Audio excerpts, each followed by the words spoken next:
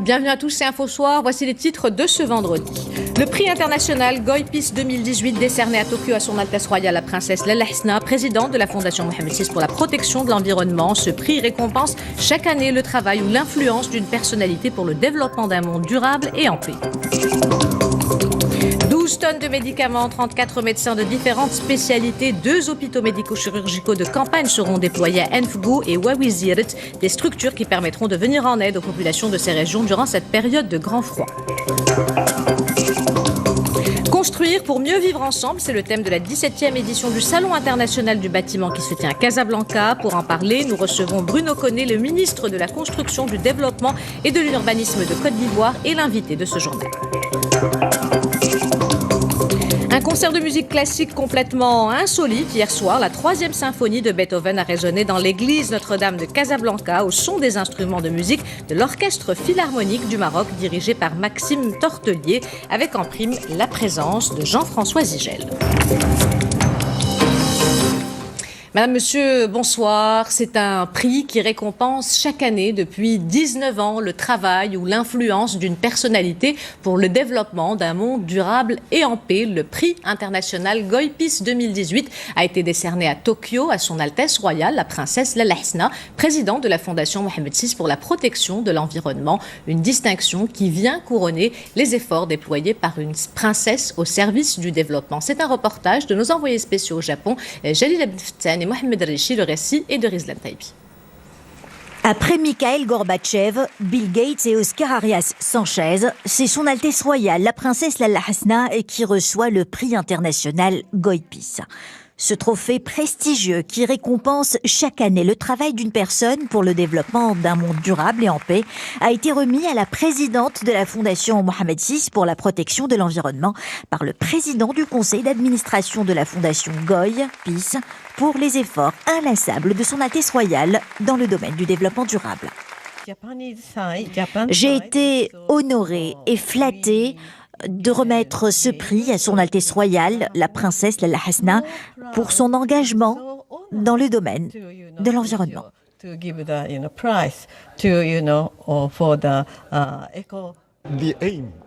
L'objectif de ce prix est d'encourager les efforts pour la préservation de l'environnement et pour le développement durable.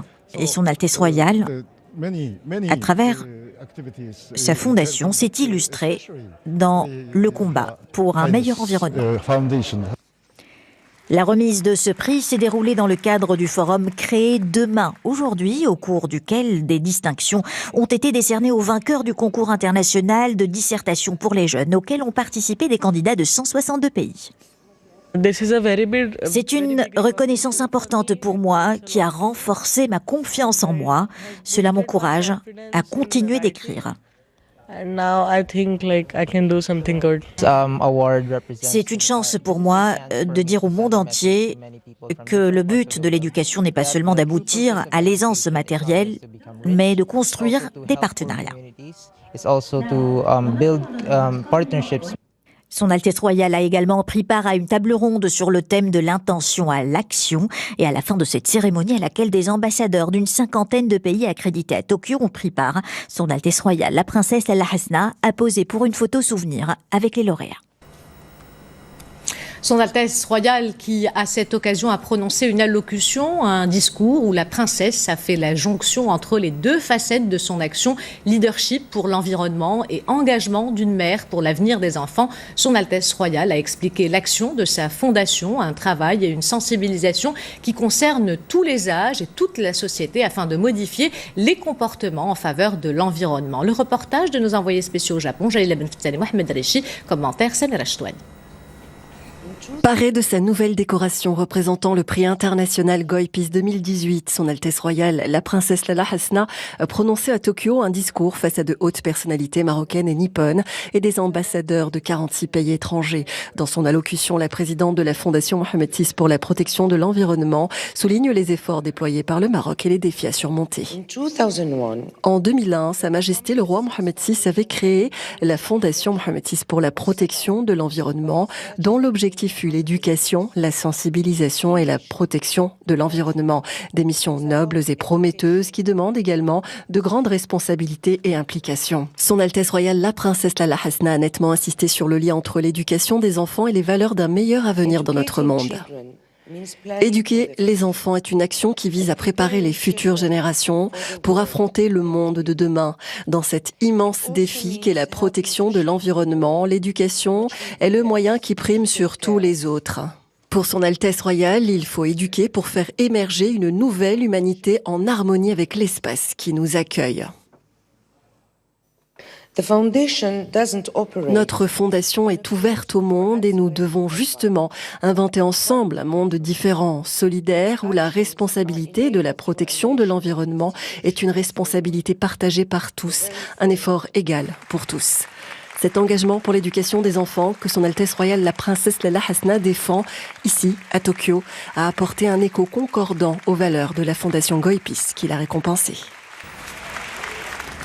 60 tonnes de matériel médical, 12 tonnes de médicaments, 34 médecins de différentes spécialités, 2 convois médicaux des forces armées royales ont pris leur départ ce vendredi de Rabat et de Noissar à destination d'Enfgou dans la province de Midelt et de Wawizert dans la province d'Azelal où 2 hôpitaux médico-chirurgicaux de campagne seront déployés, des structures qui permettront de venir en aide aux populations de ces régions durant cette période de grand froid. Reportage Youssef Lotfi, Abdelrahim Bouhdioui, le récit et de Brahim Salek. Mobilisation sanitaire ce matin au bataillon militaire de Rabat. Toute la matinée, des opérations de chargement de camions se sont multipliées. Les chariots élévateurs étaient à pied d'œuvre pour transporter du matériel logistique et des palettes de médicaments dans des semi-remorques. Un convoi qui comprend également une vingtaine de médecins spécialistes et généralistes, ainsi qu'une unité hospitalière composée d'infirmiers, sages-femmes et de techniciens de laboratoire. Tous mobilisés pour prendre la route d'Ouawizert dans la province d'Azilal, pour être au plus près des populations vulnérables exposées aux températures hivernales. Leur mission, assurer une assistance médicale et des prestations de soins durant tout l'hiver aux résidents de ces zones reculées. Au même moment, à Casablanca, les militaires étaient également sur la ligne de front. À l'aide de chariots de manutention, ils ont passé la journée à déstocker les entrepôts où étaient posées d'importantes quantités de marchandises. Que ce soit des produits médicamenteux, du matériel médical ou technique, pour les transférer et les ranger dans les camions prévus à cet effet. On prit part également à ce convoi des anesthésistes réanimateurs, ophtalmologues, pédiatres ou encore dentistes. Tous ont pris la route dans la journée pour se rendre à Enfgou, situé à quelques kilomètres de Midelt, une région où les habitants sont exposés chaque hiver à de fortes baisses de température. Et plusieurs régions du royaume ont enregistré d'importantes précipitations, surtout dans le sud, à l'Aïeul. Les dernières pluies ont provoqué des inondations qui ont causé quelques dégâts matériels. 14 mm de pluie sont tombés ce matin dans l'ancienne médina de la ville. Plusieurs maisons et commerces ont été envahis par des montées d'eau. Ces pluies ont fragilisé le réseau d'assainissement déjà endommagé. Dans certains quartiers, les habitants se sont relayés toute la matinée pour évacuer foyers et commerces. Construire pour mieux vivre ensemble, c'est le thème de la 17e édition du Salon international du bâtiment qui se tient à Casablanca jusqu'au 25 novembre. Une plateforme qui réunit plus de 660 exposants marocains et étrangers. Cette année, la Côte d'Ivoire est l'invité d'honneur. Ce salon est aussi l'occasion pour les opérateurs d'avoir plus de visibilité sur les marchés à venir ainsi que les opportunités de business qui en découlent. C'est la vitrine de la nouvelle dynamique du secteur. Reportage Abdelrahim Bouhdioui, le récit est de Rachid Hallaoui.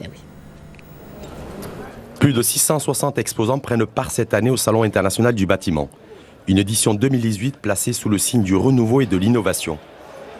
Des professionnels du secteur venus des 4 coins du monde présentent leurs toutes dernières innovations technologiques, notamment en matière de construction et d'équipements énergétiques.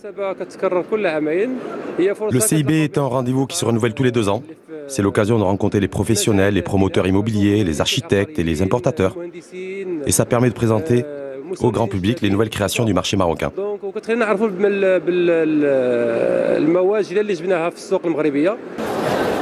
Une 17e édition marquée par la participation de la Côte d'Ivoire comme invité d'honneur, ce qui témoigne de l'intérêt accordé par le Royaume aux relations et aux échanges d'expertise dans le cadre de la coopération Sud-Sud. Le besoin en matière de logement est tellement crucial aujourd'hui en Côte d'Ivoire qu'il faut qu'on ait des partenaires capables de faire de la construction de masse. Alors, je pense que pour ce qu'on a déjà fait avec le Maroc et ce qu'on continue de faire également avec le Maroc, ce salon est bienvenu. Le Salon international du bâtiment s'inscrit cette année dans la dynamique que connaît le secteur du BTP et l'objectif fixé par le ministère de tutelle, à savoir la construction de 800 000 logements à l'horizon 2021. Un secteur du bâtiment plutôt dynamique, bien qu'il ait été marqué par de nombreux ralentissements de son activité ces dernières années, bien que les besoins, si l'on devait parler de l'Afrique, soient énormes. Pour en parler, je reçois Bruno Nabanier-Koné, ministre de la Construction, du Logement et de l'Urbanisme de Côte d'Ivoire. Monsieur Koné, bonsoir. Bonsoir. Merci d'avoir accepté de répondre à nos questions. Alors, votre actualité, c'est bien sûr cette participation à ce Salon international du bâtiment.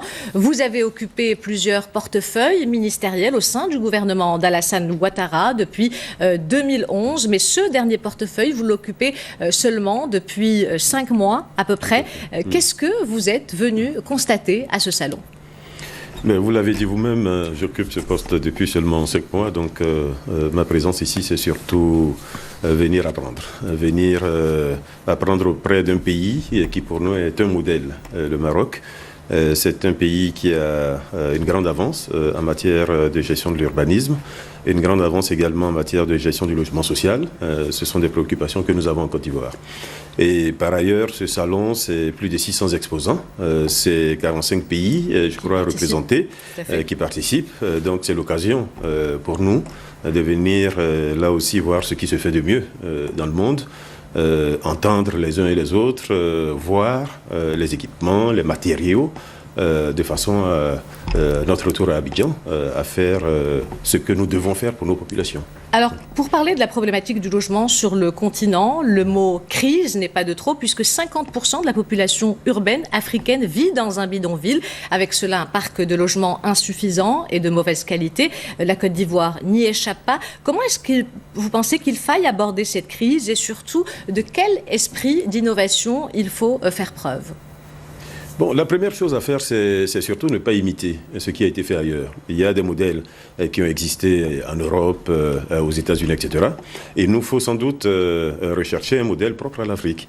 Les bidonvilles dans nos villes ont une explication. L'explication, c'est premièrement la pauvreté, sans doute, donc personnes qui ne peuvent pas accéder au logement structuré, formel, etc. Il y a sans doute également l'exode rural, donc de personnes qui viennent des régions rurales et qui s'établissent en ville sans en connaître les codes. Donc là, il y a un travail important à faire auprès de ces populations. En ce qui concerne la Côte d'Ivoire, c'est 1 200 000 personnes qui sont répertoriées à Abidjan, seulement dans la ville d'Abidjan, une ville de 6 millions d'habitants. Donc c'est à peu près 20% de la population qui se retrouve dans ces conditions-là. Donc il nous faut absolument trouver une solution. Cette solution, en ce qui nous concerne, c'est d'abord un gros travail de rénovation des quartiers qui peuvent l'être. Évidemment, tous ne peuvent pas être rénovés ou remis en état, mais certains quartiers peuvent l'être. Donc nous travaillons fortement sur cela. Alors un parc de logements de mauvaise qualité, c'est aussi des problèmes de raccordement à l'électricité, à l'eau, à l'assainissement, vous le disiez. Lorsqu'on parle de logement, il s'agit d'abord de régler ces trois aspects. Comment vous y attelez-vous, Monsieur Koné ? Oui, la rénovation dont je parle comprend évidemment ces 3 aspects. Rénover, ça veut dire faire des voies de circulation. Ça veut dire également faire l'assainissement. Ça veut dire amener l'électricité. Ça veut dire amener l'eau. C'est le minimum pour qu'une personne soit confortable dans sa maison. Et c'est faire en sorte qu'il y ait également des équipements publics pas trop loin. Une école primaire, par exemple. Un marché, un centre de santé, etc. Donc c'est une réflexion que nous sommes en train de mener sur l'ensemble de la problématique du logement précaire. Mais par ailleurs, il y a un gros travail à faire également dans nos régions pour rétablir les populations là où elles vivent habituellement ou là où elles ont eu l'habitude de vivre et éviter qu'elles viennent dans les villes, surtout quand elles n'ont pas une activité lucrative en ville.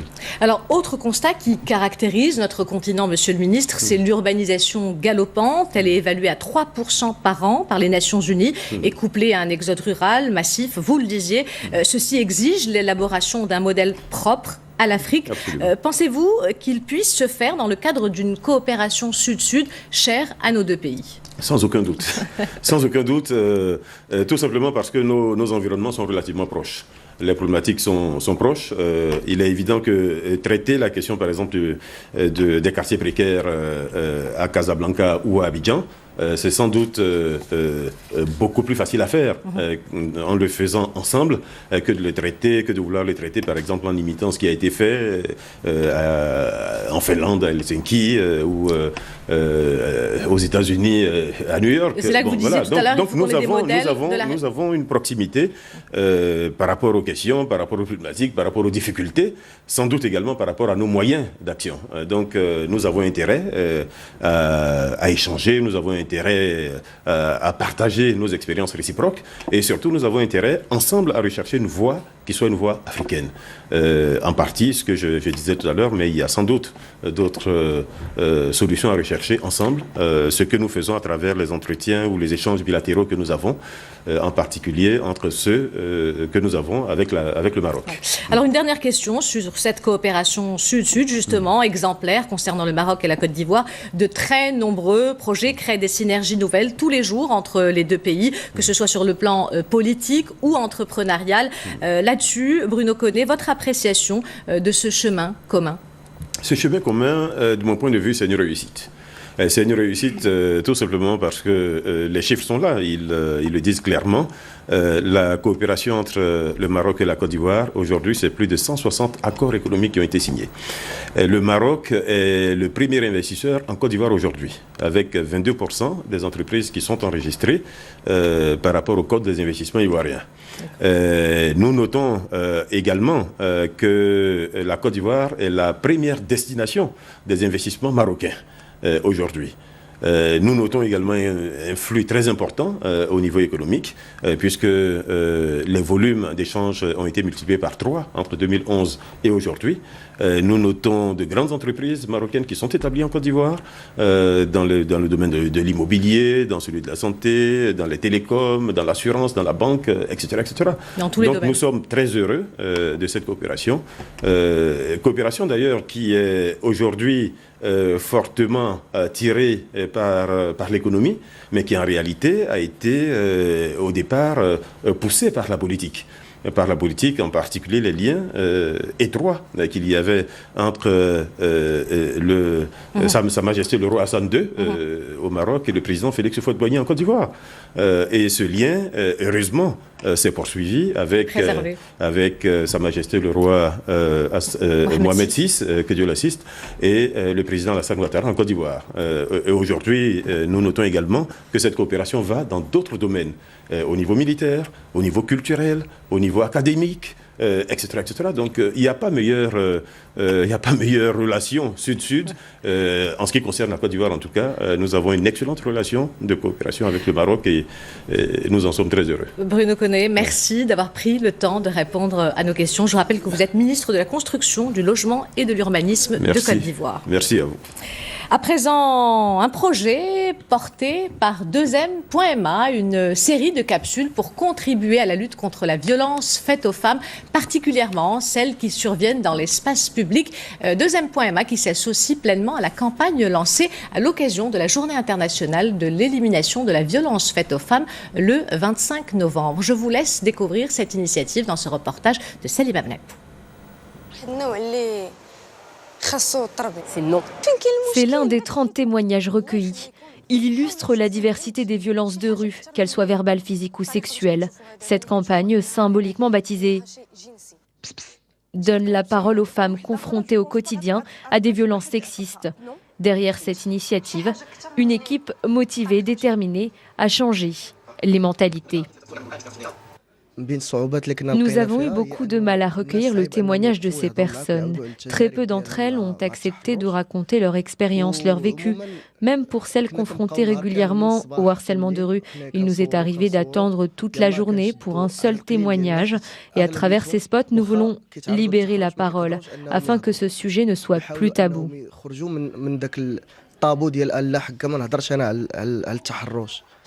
Cette campagne invite également des hommes à rompre le silence en partageant leur indignation, car après tout, le harcèlement de rue, ce n'est pas qu'une affaire de femmes.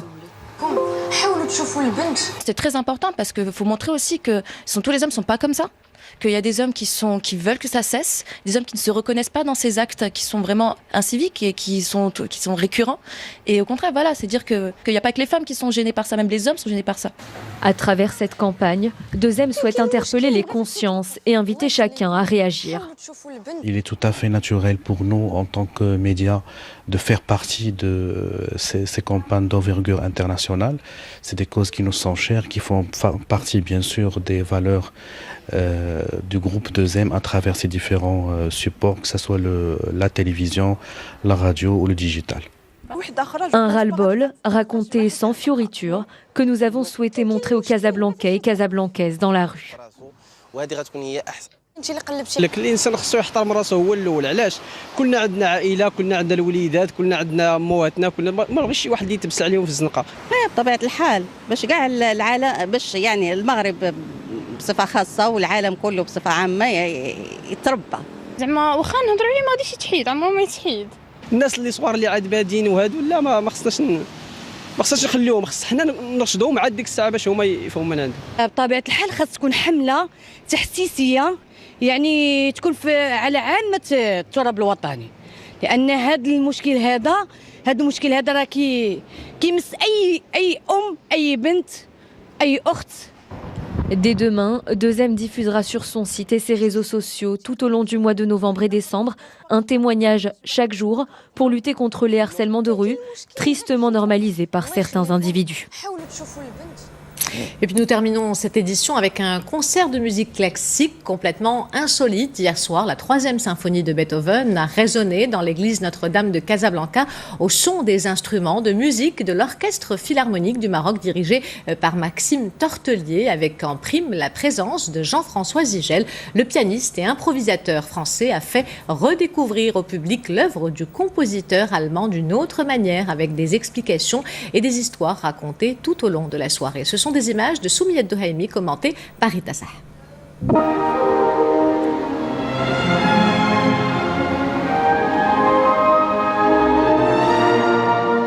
Violon, violoncelle, contrebasse, clarinette. En plein cœur de l'église Notre-Dame de Casablanca, les sons mélodieux de ces instruments se marient pour ne faire plus qu'un et recréer la 3e symphonie de Beethoven. C'est d'une manière plutôt atypique que l'Orchestre Philharmonique du Maroc a joué Héroïque en compagnie du célèbre pianiste et improvisateur Jean-François Zigel.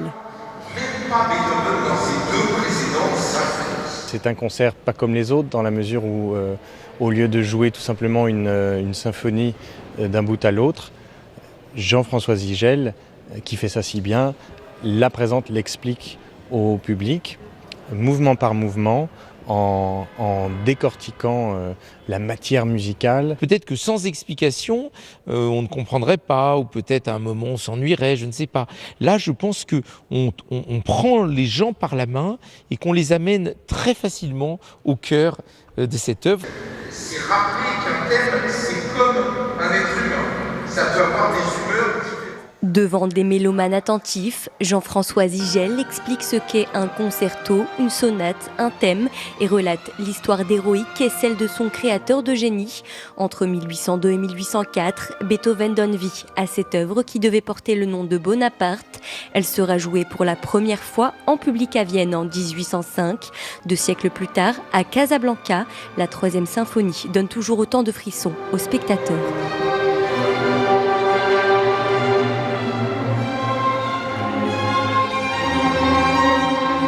Magnifique, splendide, magnifique.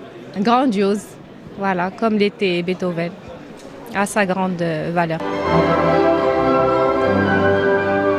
Toujours sous la direction de Maxime Tortelier, l'Orchestre Philharmonique du Maroc poursuit sa tournée mélodieuse dans le royaume, à Tanger, Marrakech, puis Rabat, avec une 3e symphonie toujours aussi grandiose, jouée et contée par des artistes de talent, l'occasion de transporter les amoureux de musique classique dans le temps et l'espace, le temps d'un concert en chantant et en chanteur.